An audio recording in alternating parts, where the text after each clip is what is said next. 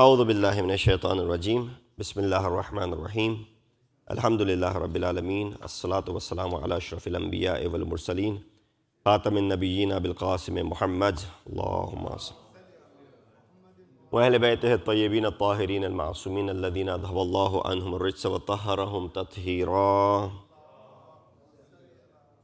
أما بعد فقد قال أمير المؤمنين علي بن أبي طالب عليه الصلاة والسلام في خطبته ألا فاعملوا في الرغبة كما تعملون في الرهبة صلوات على محمد وآل محمد.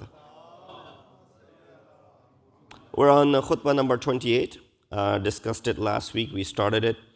The section 1 talked about the transient nature of this world and importance of the next world.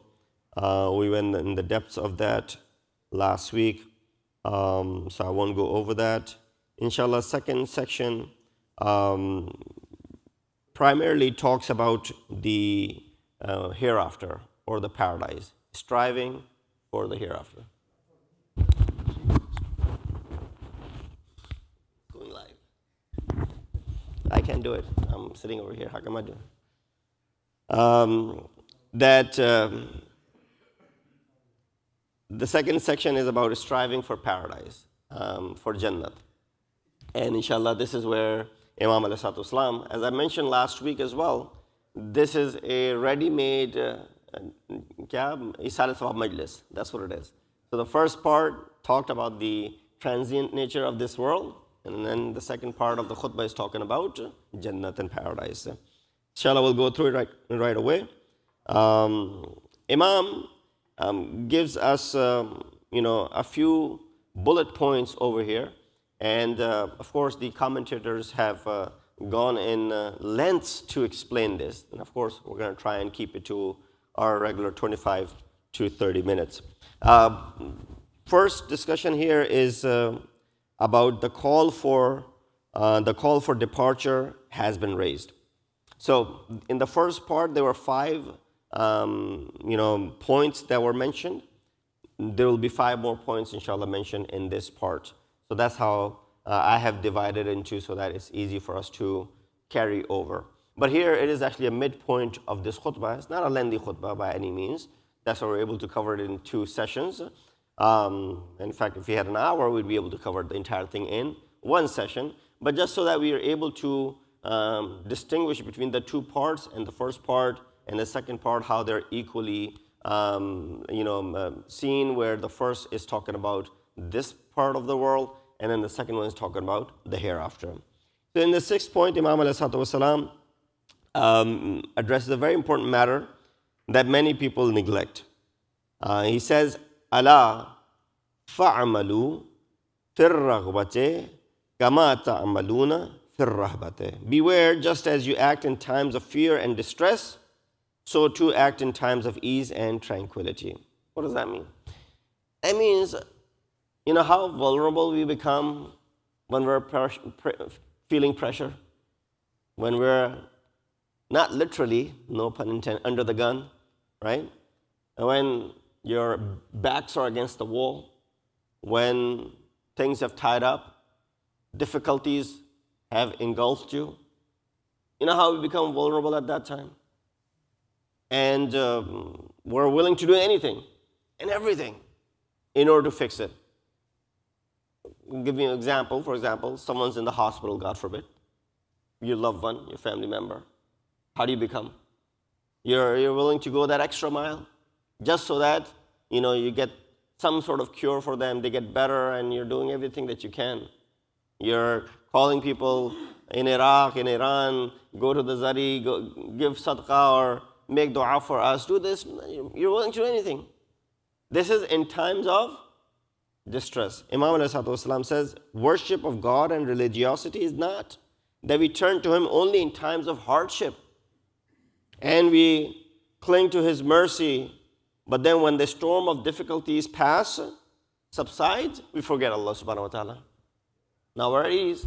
Nothing's bothering us. We don't need to bother Allah either, right? So it's not bothering. It's heedlessness. It's neglect. We forget God and we forget His obedience. If that were the case, that even the idol worshippers and the polytheists of the Zaman Jahiliyat, age of ignorance, would be counted amongst the sincere devotees of Allah subhanahu wa ta'ala. Sincere devotees.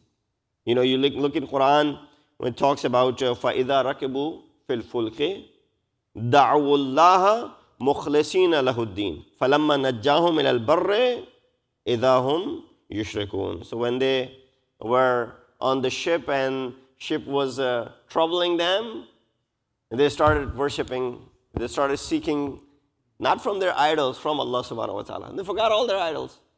They started asking, oh Allah help us, we're in difficulty, the ship is sinking, this and that. The moment we brought them to the shore, the moment we brought them to the dry land, إِذَا نَجَّاهُمْ, we gave them najat, إِذَا هُمْ يُشْرِكُونَ. They went back to their merry old ways of doing shirk, going back to their idols. They started doing worship of the idols. So similarly, another place says, وَإِذَا مَسَّكُمُ الضُّرُّ فِي الْبَحْرِ ضَلَّ مَنْ تَدْعُونَ إِلَّا إِيَّاهُ فَلَمَّا نَجَّاكُمْ إِلَى الْبَرِّ أَعْرَضْتُمْ وَكَانَ الْإِنسَانُ كَفُورًا. That when harm touches you at sea, both examples are of sea, because usually you're more vulnerable in sea. Dry land, you can manage. The dangers come upon you, all those whom you call upon for help in your troubles, those idols that you used to turn to in small difficulties, you've forgotten all of them, except that unseen figure that you believe has created you. You turn to him now. You don't turn to Lat, Manat, and Uzza and the other idols that you had, and Hubul and whatnot. Now you turn to only one and only God Almighty. Yet when he delivers you safely to dry land, you turn away, and truly, man is ever ungrateful. These are words which should awaken enough for us to be awakened. That innal insana kana al-insanu kafura. Indeed, insan is ungrateful. So unaware are they when that turning to God in times of hardship is no distinction.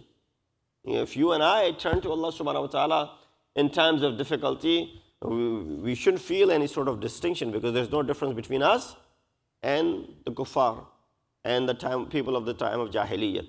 What has changed from then and now?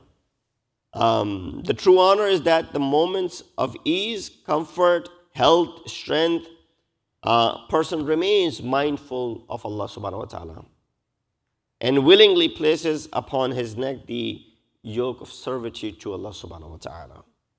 Those who remember him in such times will not be deprived of his mercy in the hours of trial and tribulation. The mark of sincere faith is that a person remembers God both in health and in illness, because he's your Rabb, regardless of what your situation is, in youth and in old age. So when in youth years, let's not bother our children with God and piety and taqwa and all that stuff. Let them enjoy. When they'll get to our age, then we'll do Allah, Allah, Allah. Let them be, let them have fun. We've all committed sins when we were young. Why are we depriving them? Let them go out, let them do this, let them do that. And eventually they'll turn back, inshallah. But, he's your Rabb, whether you're young, whether you're old, whether you're sick, whether you're healthy, whether you're in poverty, whether you're wealthy and affluent, whether you've been given victory or you've been defeated, whether in freedom or imprisonment. In short, in every condition, you need to bow your head, prostrate in front of Allah subhanahu wa ta'ala. So for this reason, we see that great prophets and imams and true leaders were mindful of God in every circumstance.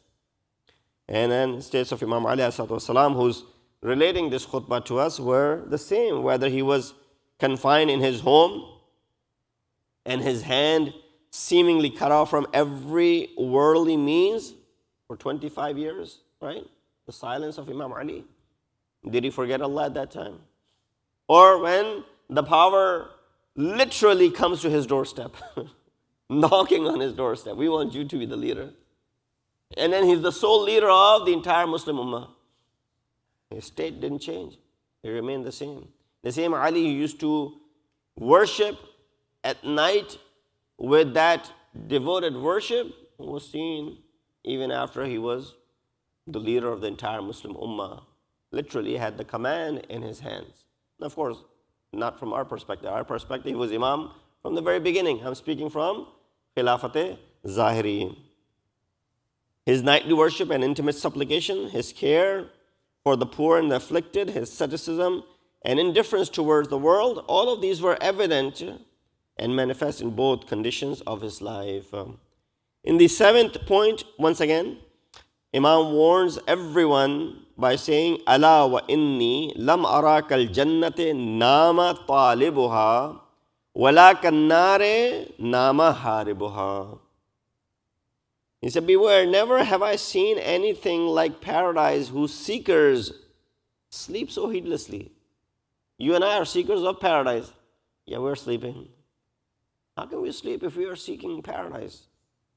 Nor anything like terrifying fire of hell, from which those fleeing sleep so soundly, as there's nothing to worry about. So in a slumber, so calm, so comfortable in disobedience that there's no Jahannam, there's no tomorrow. So we've seen all of us have seen people who, when a small journey lies ahead of them, this is where the commentators' words really bring light to that one sentence. So look at the example. This commentator, Atul Makarim Shirazi, he has shed light on this. He said, when a small journey lies ahead of them, with but a little material gain in it, there's a small journey that you can undertake. You can go from here to, I don't know, Harrisburg, but there's little gain in it for you. You lose sleep at night and you stay awake. So I gotta go. Tomorrow early morning I have to leave. You sometimes lose your sleep. You can't sleep anymore. Or tomorrow there's something important that is, there's some gain in it, right? And it's like, well, I gotta stay up. I gotta somehow stay fresh. I gotta take energy drink. I gotta do this. You lose your sleep over it, right? You can't fall asleep. Although it's a big day, but you lose your sleep over it. And then when a minor danger threatens you, there's something that might happen. For example, someone is sick again. 24 hours are very critical for them. You lose your sleep, right? Someone comes to you and says, well, you've been awake for so many hours. You're going to get sick yourself. You're going to hurt yourself. Take some rest. I'm like, no, I can't sleep. You want me to sleep in this moment? My loved one is in hospital, breathing. We don't know, 24 hours are very critical. I'm just going to sit here. Where's my tasbih? Right here. I'm just going to sit here and do tasbih all night long. You lose your sleep over it. So when there's a small gain, you lose your sleep. When there's some danger looming, you lose your sleep. Imam gives this example as well. You cannot close your eyes and rest. How then can it be that a person seeking the eternal paradise, not a small gain, whose blessing is beyond imagination, or fleeing the fire of hell, whose blazes are mentioned in Quran, whose torment is without parallel, should sink into slumber of heedlessness as though there were no news of it at all? Is it all fairy tale? There's no guarantee it'll happen.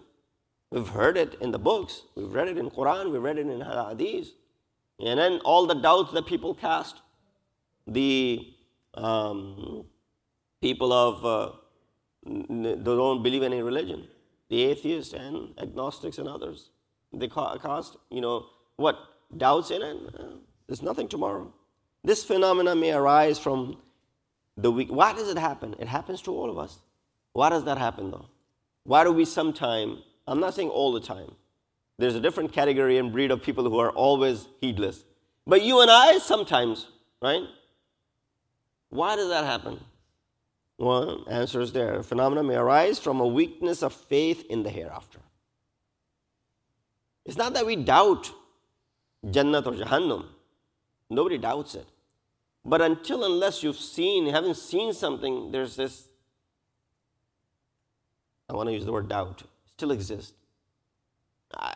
I've heard this example before from one of my teachers who said, a person whose friend They were friends for forever, for many years. And now this friend has passed away. And, you brought him to masjid. You gave ghusl to them, kafan and everything. And now everybody wants to go. And they're saying, can you stay with the mayyat overnight? You'll be alone with the mayyat. He's like, no, I loved him all my life, but I'm not staying here alone with the mayyat. Knows that the mayyat can do no harm. Can this mayyat, dead body, do anything to you? If anything, you can cause harm to the dead body. Dead body can't do anything to you. We know that it can't do anything. Unless, of course, person was in a coma and sits up. That's another thing. But we know he's surely dead. But that there's this fear that exists. Or a child, who's playing in this hall, not literally in this hall, in your house, in your basement, you have set up a place for the children to play. They play there all day long. Nighttime when the lights are off, you tell them to go downstairs. Like, I'm not going. Why not going? You were playing there all day long. Nighttime, dark, I'm not going. They know there's nothing harmful down there. But the fear is still there. So what is this? This is weakness of iman in us as well. We know about the fear. We know about the Jahannam. We know about Jannat. We've read a great deal about it. But then there's this doubtfulness that exists in it. So, in any case, it is the duty of the divinely guided leaders constantly. That was the reason Allah said one after another, after another, after another. Every time we fall in this slumber, to wake us up. Every time we fall asleep, to wake us up, to strengthen the foundation of faith, remove the traces of defeatism in the face of temporary worldly profits and loss. So, in the 8th point, Imam ﷺ draws attention to another important matter in the same context. He says, "Ala wa innahu man la yanfa'uhu al-haqqu yadurruhu al-batil, wa man la yastaqimu bihi al-huda yajurru bihi al-dalalu ila ar-rada." Beware, those who do not benefit from the truth will be harmed by falsehood. If you don't hold on to the truth, haqq, eventually batil will affect you. And the more you stay away from haqq, the more you'll be inclined towards batil. And whoever is not guided aright by the light of guidance will be dragged by the darkness of misguidance and destruction. So the depth of this statement becomes clear when we have a precise definition of haqq and batil. When we understand what haqq and batil could be relative to some people. We need to understand what haqq and batil and truth and falsehood is. Of course, that's a discussion which I'll just leave it with one sentence. Al-haqqu ma'ali wal-aliyu wa aliyun ma'al-haqq. Haqq is with Ali and Ali is with haqq. Yaduru haythu madar. And haqq follows Ali ibn Abi Talib, not the other way around. Salawat ala Muhammad wa ali Muhammad. In the 9th point, I skipped a lot of discussion. There's a lot of discussion, but in the morning hours, you're barely awake. I don't want to get in the sophisticated discussion of haqq and batil. Inshallah, at another time, we'll discuss that. In the 9th point, Imam draws attention to another important matter in which all human beings share, and to which they must submit whether they wish or not. Ala wa innakum qad umirtum bil-dha'ni wa duliltum ala zade. Beware, the command for departure has been issued for you. We all share this. Command for departure. For some has already come. For some of us will be coming soon. And you have been guided toward the provisions needed for the perilous journey. That we all have to take this journey. All of us have been guided for this. The command for departure is none other than the law of decline and death. You're slowly declining. I'm not talking about the sudden, abrupt death of young men and women. I'm talking about the person who has lived the course of life, now is on the decline, and now is and can see death with their own eyes. And it governs the life of every human being. There's nobody. لا يمكن الفرار من حكومتك. Imam Ali says that in Dua Kumail. لا يمكن الفرار من حكومتك. There's no firar, there's no running away from your government, from your hukumat. Children advance towards youth, young move toward maturity, and then in the end come old age, frailty, and finally death. Many ayat of Quran we've done in the tafsir, also steps that Allah mentions of people going through this. So this is a law without exception, one that cannot be opposed. No one, no matter how strong, powerful, intelligent, or aware, has the ability to resist it. It is the path laid down by the hand of the Creator's power, designed for perfection and completion of human being. And there's so many ayat in Quran. Throughout the verses we see this existential decree is expressed in, you've heard these ayat in many of the majalis. Kullu nafsin, you already know this ayat. Every soul must face the agony of death. أَيْنَمَا تَكُونُوا يُدْرِكْكُمُ الْمَوْتِ وَلَوْ كُنْتُمْ فِي بُرُوجٍ مُشَدَّدَةٍ. Wherever you go, maut will come and take you. It'll come and strike you. It'll find you. Even if you were in the fortified towers, you thought you could save yourself from anyone coming in and take. No. Azrael does not need your permission to enter someplace. Even Prophet of Islam, most exalted being in creation, is addressed with this declaration. This is said about Prophet. إِنَّكَ مَيِّتٌ وَإِنَّهُمْ مَيِّتٌ. Indeed, O Prophet, you shall die, and indeed, they too shall die. And not only human beings, but also the entire created order is moving towards extinction. وَكُلُّ شَيْءٍ هَالِكٌ إِلَّا وَجْهَهُ. Everything will perish. So, and then of course there's so many other examples that I did not allude to in this passage of us. So there is also a possibility that what is meant by the command for departure, أُمِرْتُمْ بِالذَّعْنِ, is the command to prepare for the departure from this world. Command for departure is the command to prepare. Similar to what Imam says in another sermon, تَجَهَّزُوا رَحِمَكُمُ اللَّهِ فَقَدْ نُودِيَ فِيكُمْ بِالرَّحِيلِ. Prepare yourselves. May Allah have mercy on you, for indeed the call to depart has already been announced among you. We did not hear the sound. We did not hear the, sometimes you miss the call. Did they call my name? You're DMV and your number was called. You're asking, did they call me? You missed the call. Don't miss the call over here.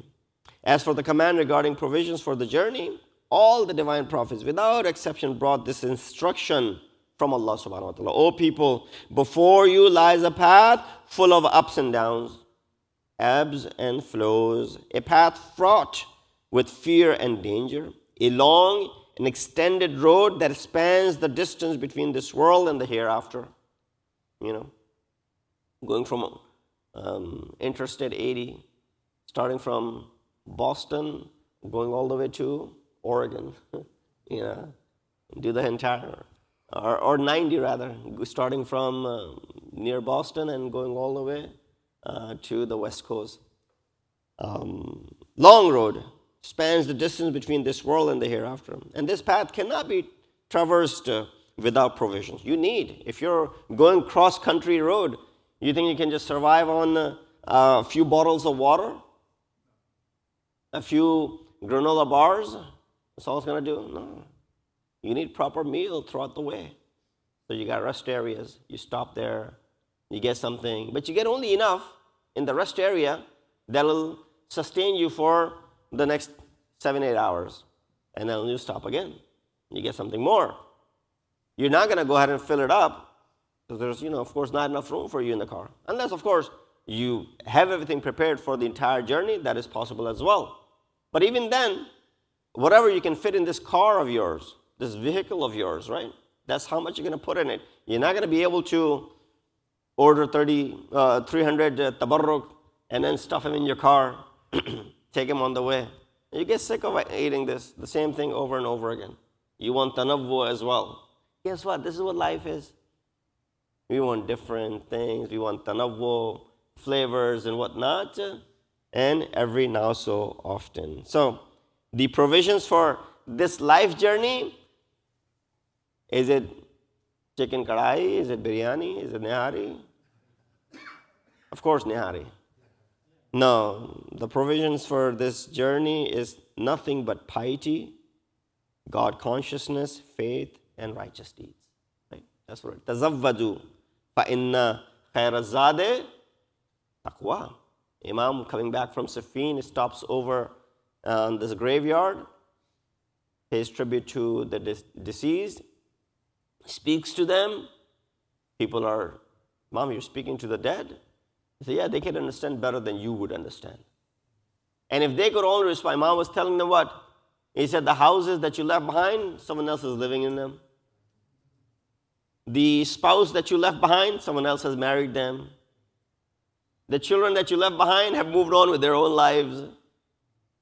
This is the story from here. What is your story?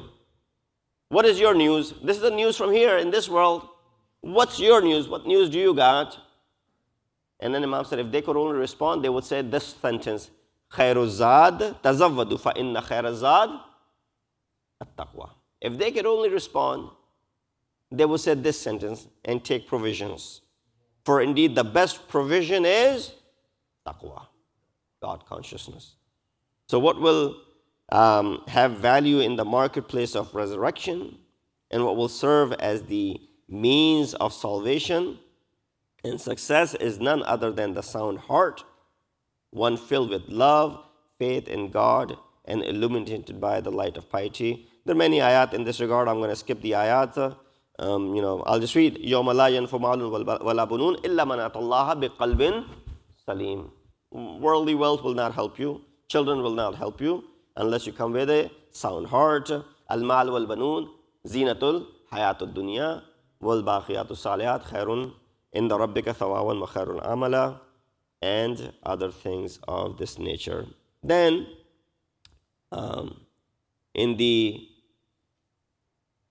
10th and the final point, after awakening his followers and making them mindful of the position of this world in relation to the hereafter and of the deeds that must be undertaken for this eternal salvation, Imam draws attention to two dreadful obstacles that lie on the path of human happiness and journey towards God. Inna akhwafa ma akhafu alaykum ithnatan. The two most fearsome things I fear for you. What are they? Ittiba'ul hawa wa tulul amal. Following your desires and your long-lasting hopes. Long hopes. Things that are far out of your reach, you're going to go for them. Study of the traditions of the prophets mentioned that shows that Imam ﷺ derived this statement from his great teacher, his leader, the noble prophet, Hazrat Muhammad Mustafa sallallahu alayhi wa alihi wasallam. That's why this is transmitted in other books of ahadith, not just Nahj al-Balagha. You'll find this in Biharul Anwar and other places as well. In truth, that these two matters are greatest obstacles on the path and the most terrifying causes of sin. If anything that leads to sin is these two. Number one, that we have long-lasting, hopes and we follow our desires. For the worship of desire recognizes no boundary. When the moment you start become victim of these desires, you see no boundaries. You're willing to cross every boundary that is out there. There's no limit. And when it gains mastery over a person, becomes master over you.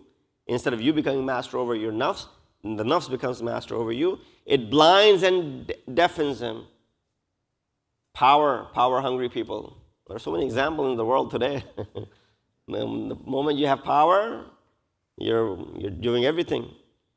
His ears can no longer hear the words of truth spoken by the prophets and the infallible leaders, and the eyes of his heart lose the ability to perceive what is taking place in this world and around him, thus he becomes like a blind and a deaf who's set upon this perilous road. You go ahead and tell someone who's blind and deaf to walk on this Cedar Grove Lane, not that long of a road. Can they walk? Someone who's blind and someone who's deaf. If someone was blind and deaf walking on the street, what will happen? They can't see. People will have to avoid them, but eventually they'll get hurt because they cannot protect themselves. These two things, the long-lasting hopes and desires, they are like deafness and blindness on a long road. You can't see, you can't hear. And what will happen, bound to happen? You're eventually going to get hurt. So this is what it's mentioning over here as well, that with the danger of plunging into the pitfall, threatening him at every moment. But as for long worldly hopes, they so beautify the material attractions in a person's eyes that it seems as though this world were the eternal abode. This is it. In this way, he becomes trapped in the mirages of the life. Just sarab hota hai, dur se dikhta hai. It seems like there's water there, but there's nothing there. At the end of the sermon, Imam ﷺ draws a brief yet profound conclusion. He says, تَزَوَّدُوا فِي الدُّنْيَا مِنَ الدُّنْيَا مَا تَحْرُزُونَ بِهِ أَنفُسَكُمْ غَدًا. So then, in this world, take from this world provisions by which you may safeguard yourselves tomorrow. Pretty much same of what was said before. Indeed, a long journey lies ahead of you, and road is vast and far-reaching. Here in this world, provisions can be gathered in abundance, but midway through the journey, there will be nothing to find. The wise must listen to the vital warning with ears of the heart, rise with full determination to collect provisions. You can't carry too much anyway. Have you seen someone at the airport with so much luggage that everything is falling apart? Then people have to help them. Oh, you drop your bag. Oh, you drop your phone. Oh, you drop your scarf. Oh, you drop your this. Oh, you drop your that. They're constantly dropping things. So if you take too much, that's going to happen. You just need just that precise amount, of luggage along with you. Because you'll be accountable for it tomorrow. Just like if you brought 4 or 5 pieces of luggage, you're not getting through without paying for it. You're only allowed 1 or 2 pieces. Extra money will be charged. So the same way at the airport they charge you extra for the extra luggage, over there as well. Extra luggage will be charged over there as well. So just bring enough that you need. That which you can carry on your own shoulders. You don't need someone else's shoulder to carry my luggage. Can you hold on to my luggage? That's why when we go to Hajj, we tell them, the few days that you have in Arafat, Mina, and Muzdalfa, please bring, or in the Arba'in walk as well. Same thing in the Arba'in walk. Please bring enough that you can carry yourself. I brought a very small backpack. When you start walking for 3 days, that small backpack becomes the most dreadful thing. Starts feeling like it's the heaviest thing that you're carrying. It has nothing in it. It's just got my medicine, 1 pair of clothes, water bottle, nothing else. Yeah, but now when you begin walking for 3 days, constantly your shoulders are hurting. That's small. So if it's a lot, then let's just imagine what will happen. So a person must guard himself vigilantly against the dangers lying in ambush along the path, and be wary of the devils who in every corner, with their tempting words and seductive deeds, call him toward themselves. Towards the end, there's a takmila, completion by Syed Radhi, as he usually does on many occasions. He gives his insight into the words of Imam alayhi salatu wasalam. That'll take another 10, 12 minutes, so I'll skip for it and skip right now. Inshallah, we'll talk about it next time when we have the opportunity. We ask Allah subhanahu wa ta'ala to give us the tawfiq and ability, inshallah, to follow the commands and the teachings of Ahl Bayt alayhi salatu wasalam. And we ask Allah subhanahu wa ta'ala to give us the tawfiq to understand these words of wisdom of Amirul Mu'mineen, and not just for this life, but inshallah for the hereafter as well, that we're able to follow it, and we're able to live up to the expectations that Imam has from his followers. Wa akhiru da'wana and alhamdulillahi rabbil alameen. Allah.